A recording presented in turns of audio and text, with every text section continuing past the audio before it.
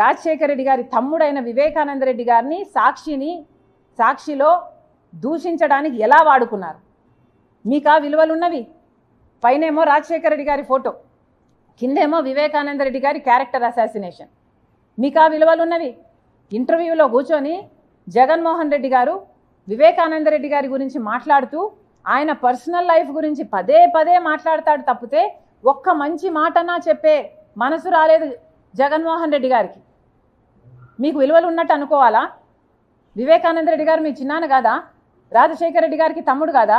ఆఖరి రోజు వరకు అవినాష్ రెడ్డి కోసం ప్రచారం చేయలేదా? వైసీపీ కోసం ప్రచారం చేయలేదా? అలాంటి వివేకానంద రెడ్డి గురించి ఒక్క మాట మంచిది చెప్పలేకపోయారు మీరు. మొన్న కడపకొచ్చి కూడా మీరు ఇదే మాట్లాడారు. ఆయన వ్యక్తిగత జీవితం గురించి మాట్లాడారు తప్పితే ఒక్క మంచి మాట చెప్పలేదు. వ్యక్తిగత జీవితం మీరు మాట్లాడే ముందు 2 రోజుల ముందు సోషల్ మీడియాలో ఆయన వ్యక్తిగత జీవితం గురించి వీడియోలు వైరల్ అవుతూనే ఉన్నాయి. అంటే మీరు ప్లాట్ఫామ్, మీరు బేస్ క్రియేట్ చేసుకొని మళ్ళీ ఆ పాయింట్ని మీరు ఎంఫసైజ్ చేస్తున్నారు. మీకు విలువలు ఉన్నాయా అండి? దీన్ని విలువలు ఉన్న మనుషులు చేసే పనులేనా అండి ఇవి? మీకు వ్యతిరేకంగా ఉంటే ఎవడినైనా సరే బుల్డోజర్ వేసుకొని తొక్కి పడేయడమే. విలువల గురించి మీరు మాట్లాడతారు. విశ్వసనీయత ఉందా మీకు? విశ్వసనీయత ఉంటే కడప ప్రజలకు సమాధానం చెప్పండి. వివేకానంద రెడ్డి గారి హత్య విషయంలో అవినాష్ రెడ్డి గారు ముందక్కడికి వెళ్ళారు అని చెప్పారు. రవీంద్రనాథ్ రెడ్డి గారేమో సాక్ష్యాలు తుడిచేస్తుంటే అక్కడ నిలబడి చూశాడు అవినాష్ రెడ్డి అని రవీంద్రనాథ్ రెడ్డి గారు చెప్తారు. ఆ తర్వాత అవినాష్ రెడ్డి గారు మీకు ఫోన్ చేశారు అని చెప్తున్నారు. ఫోన్లో మీకు అవినాష్ రెడ్డి గారు ఏం చెప్పారు? అవినాష్ రెడ్డి గారు ఒకవేళ ఇక్కడ హార్ట్ అటాక్తో చనిపోయాడు అని మీకు చెప్పుంటే మీకు ఈ రోజు వరకు కూడా అనుమానం లేదా? అంత రక్తం ఉంటే హార్ట్ అటాక్తో ఎలా చెప్పాడు ఈ అబ్బాయిలో ఏదో దాచుతున్నాడు అన్న అనుమానం మీకు ఈ రోజు వరకు కలగలేదా? లేదు, ఆ అబ్బాయి నాకు నిజమే చెప్పాడు, ఇక్కడ అంతా రక్తం ఉందన్న, హత్య జరిగింది అని చెప్పుంటే మీకు మరి సాక్షిలో హార్ట్ అటాక్ అని మీరు ఎందుకు రాపిచ్చారు? ఈరోజైనా సమాధానం చెప్పండి. ఎంతసేపు ఉన్నా ఆ అబ్బాయి నన్ను కన్విన్స్ చేశాడు అని మాట్లాడుతున్నాడు టీవీలో. ఈ అబ్బాయి అంట 4 ఇంటర్వ్యూలు ఇచ్చాడంట కష్టపడి. సునీతమ్మ 5 ఏళ్ల కష్టం ఎవరికీ కనిపించడం లేదు, ఆయనకైతే అసలుకే కనిపించడం లేదు.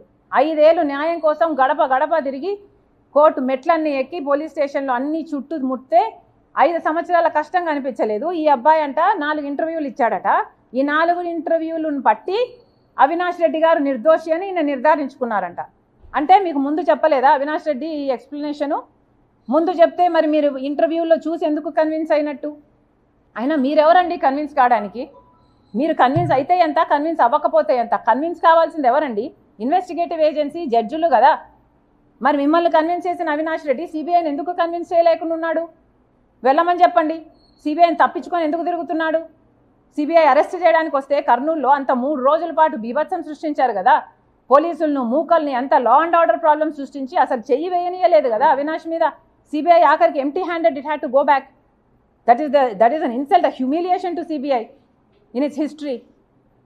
మరి అంతగా మీరు అంత దిగజారిన రాజకీయాలు చేస్తున్నారే, మరి మిమ్మల్ని కన్విన్స్ చేయడం ఏం అవసరం అండి? మీరు కన్విన్స్ అయితే ఎంత, అవ్వకపోతే ఎంత? ప్రజలు కదా కన్విన్స్ అవ్వాలి. మరి ప్రజలకి సమాధానాలు చెప్పండి. ఎందుకని సాక్షి టీవీలో హార్ట్ అటాక్ అని చెప్పారు? ఎందుకని ముందు సిబిఐ అడిగారు, ఆ తర్వాత సిబిఐ వద్దన్నారు? ఎందుకని అవినాష్ సాక్ష్యాలు తుడిచేస్తుంటే అమాయకంగా నిలబడి చూశాడు? ఇవన్నీ సాక్ష్యాలు, ఆధారాలు సిబిఐ అన్నీ పెడితే ఇవన్నిటినీ కాదని మీరు కన్విన్స్ అయ్యానని బుకాయిస్తున్నారు. మీరు బుకాయించినంత మాత్రాన ప్రజలు కన్విన్స్ కారండి. ప్రజలకు కూడా దేవుడు కూడా ఒక ఇంగితం అంటూ ఇచ్చారు, అర్థం చేసుకోవాలి జగన్మోహన్ రెడ్డి గారు. విశ్వసనీయత విలువలు అని ఇంత గట్టిగా మాట్లాడుతున్నారే, మీకే గనక విశ్వసనీయత ఉంటే ఈరోజు ఎందుకని 5 సంవత్సరాల అధికారం తర్వాత కూడా మనకు ప్రత్యేక హోదా రాలేదో ప్రజలకు సమాధానం చెప్పండి. బీజేపీ పార్టీ మెడలు వంచైనా సరే నేను ప్రత్యేక హోదా తీసుకొస్తాను అని చెప్పి కదా మీరు అధికారంలోకి వచ్చారు. ఎందుకు మరి ప్రత్యేక హోదా ఎందుకు రాలేదు? ప్రత్యేక హోదా ఎందుకు తేలేదు? మీరు బీజేపీ మెడలు ఎందుకు వంచలేదు? ఒక్క నిజమైన ఉద్యమమైన ఈ 5 సంవత్సరాలలో ఎందుకు చేయలేదు ప్రత్యేక హోదా గురించి? మీకు నిజంగానే విశ్వసనీయత ఉంటే సమాధానం చెప్పండి. పోలవరం ప్రాజెక్ట్ అయితేనేమి, రాజధాని అయితేనేమి, ఇలా ఒక్కటంటే ఒక్కటైనా సాధించుకొచ్చారా? మీకు నిజంగానే విశ్వసనీయత ఉంటే మరి ప్రజల ప్రయోజనాలన్నీ ఎందుకు తాకట్టు పెట్టారు బీజేపీ పార్టీకి? మీ స్వప్రయోజనాల కోసం ఏదైనా తాకట్టు పెడతారా? ఎవరినైనా బలి చేసుకుంటూ పోతారా? ఎవరినైనా తొక్కుకుంటూ పోతారా? కనీసం కడపలో స్టీల్ ఫ్యాక్టరీ కూడా మీరు కట్టలేదు. ఇది అవమానంగా లేదా మీకు? మీ సొంత జిల్లా కదా కడప. కనీసం ఇక్కడైనా కడపలో స్టీల్ ఫ్యాక్టరీ అయినా కట్టుంటే మీకు చెప్పుకోవడానికి ఏదైనా ఉండు. ఈ కడపలోనే ఇక్కడనే 625 గ్రామాలకు కనీసం మంచినీళ్ళు లేవండి. మంచినీళ్ళు లేవు గ్రామాలలో. ఏం సమాధానం చెప్తాడు జగన్మోహన్ రెడ్డి గారు? ఎక్కడ పెట్టుకుంటారు మీ తలకాయ? మీకు ఆ విశ్వసనీయత గురించి మాట్లాడే హక్కు ఉంది? కనీసం ఒక్క ఎకరాకైనా అడిషనల్గా నీళ్ళు ఇచ్చింది లేదు మీరు ఇక్కడ. కనీసం రాజశేఖర్ రెడ్డి గారు జలయజ్ఞంలో 42 ప్రాజెక్టులు సొగంలో వదిలేసిపోతే అవన్నా పూర్తి చేయాలన్న కాంక్ష లేకపోయింది మీకు. కనీసం అవి కూడా చేయలేకపోయారు. మీరా రాజశేఖర్ రెడ్డి గారి ఆశయాలను నిలబెట్టేది? భాగంగా వస్తున్నారు. ఓకే, ఫస్ట్ ల్యాండ్ అవ్వగానే ఇడుపులపాయకి వస్తున్నారు. వైఎస్ఆర్ ఘాట్ దగ్గర వైఎస్ఆర్ గారికి నివాళులు అర్పించిన తర్వాత కడపలో పబ్లిక్ మీటింగ్ ఉంది. పబ్లిక్ మీటింగ్లో జనాల్ని అడ్రస్ చేసిన తర్వాత వెళ్ళిపోతారు.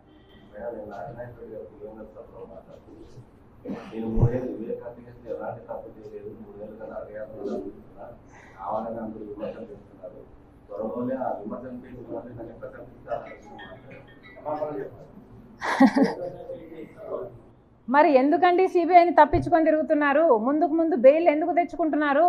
సిబిఐ దగ్గరికి వెళ్ళండి. మీకున్న సాక్ష్యాలు, మీకున్న కన్విన్సింగ్, మీరు ఏదో జగన్ రెడ్డిని చేయడం కంటే మీరు అక్కడికి వెళ్ళి వాళ్ళని కన్విన్స్ చేసుకోవచ్చు కదా. అయినా దొంగ నేను దొంగతనం చేశాను నన్ను పట్టుకోండి అని నిలబడతాడా అండి? అక్కడనే నేను చేయలేదనే చెప్తాడు ఏ దొంగ అయినా. ఆ దొంగని నమ్మినోడు పిచ్చోడు. అవినాష్ రెడ్డి నేను చేయలేదని జగన్మోహన్ రెడ్డి గారు చెప్తుంటే జగన్మోహన్ రెడ్డి గారు నేను కన్విన్స్ అయ్యానంటే మరి ఎక్కడ పిచ్చోళ్ళు ఎవరు? ఇక్కడ జగన్మోహన్ రెడ్డి గారు పిచ్చోడు అనుకోవాలి.